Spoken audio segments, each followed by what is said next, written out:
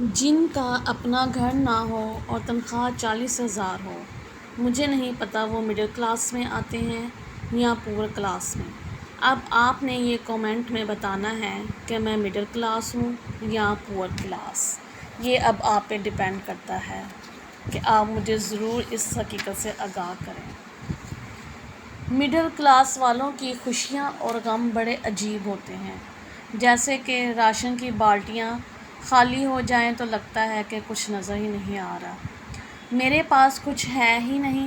اور جیسے ہی ہسبینڈ کی سیلری آ جائے تو جو منہ پہ 12 بجے ہوتے ہیں، یقین کریں خود ہی بتی سی باہر آ جاتی ہے۔ السلام علیکم، آج میرے ہسبینڈ کی سیلری آ گئی تھی اور ٹارگٹ وہی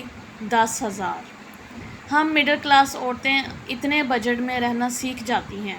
ضروریات کو ترجیح دیتی ہیں اور خواہشات کا گلا گھونٹ دیتی ہیں،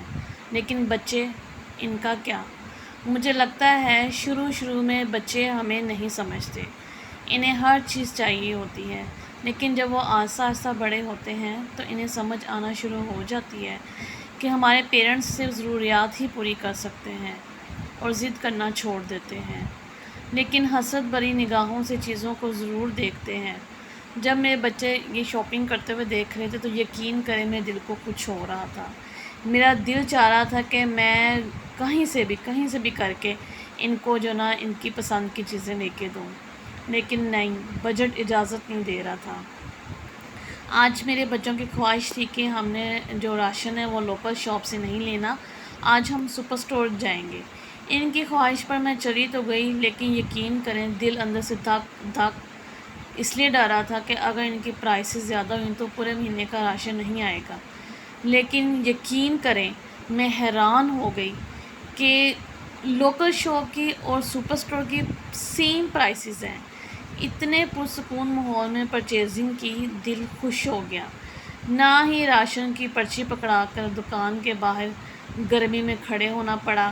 نہ ہی ادھر کھڑے ہو کے کاغذ کے ساتھ ہمیں پنکھے جھلنے پڑے، اور نہ ہی اتنی آدمیوں کی لائن میں دھکے کھانے پڑے۔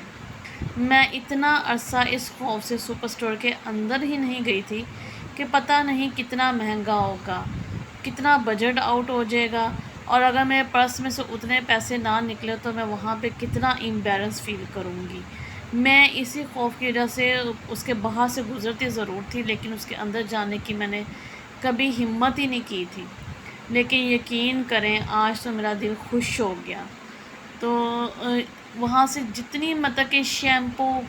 کنڈیشنر تو نہیں میں یوز کرتی، کیونکہ کنڈیشنر جو نا اس بجٹ میں نہیں آتا ہے، صرف شیمپو ہی میں خرید سکتی ہوں۔ شیمپو، اور میں نے آئل کے 6 پیکٹ لیے، 6 اس لیے لیے کہ ایک جو ہے نا میں نے اپنی بھابھی سے ادھار مانگا تھا کیونکہ راشن بالکل ختم ہو گیا تھا۔ 6 پیکٹ لیے، شیمپو اپنا لیا، بچوں کا لیا، میں نے کھلے دل سے صابن لیے۔ یقین کریں کہ مجھے ڈر لگ رہا تھا کہ پتہ نہیں یہ کتنا آؤٹ آف بجٹ ہو جائے گا، لیکن جب وہاں پہ میں کاؤنٹر پہ گئی اور وہاں پہ بل کروایا تو اتنی میں مطمئن، اتنی میں خوش، اتنی میں پرسکون کہ یا اللہ یہ تو نے مدد ہی کی ہے، کوئی فرشتہ بھیج دیا ہے کہ صرف 9,000 کے اندر میری ساری شاپنگ ہو گئی۔ اب جو میرے پاس 1,000 ایکسٹرا بچا، میرے تو دل میں لڈو پھوٹنا شروع ہو گئے، میرے دماغ نے وہیں پہ جو ہے نا وہ محل بنانا شروع کر دیے، خوابوں کی مطلب کہ تعبیر شروع ہو گئی کہ اب جو یہ میرے پاس 1,000 روپے بچا نا، میں اس میں یہ کروں گی، میں اس میں وہ کروں گی۔ میں نے اپنے ذہن میں اتنے خواب سجا لیے، کاؤنٹر پہ بھی فٹافٹ بل کروایا اور خوشی خوشی گھر واپس آ گئی۔ صبح انشاءاللہ ہم جو ہے نا اس کو آرگنائز کریں گے اپنے راشن کو نان ماڈیولر کچن میں۔ ویڈیو پسند آئی تو لائک، شیئر، سبسکرائب ضرور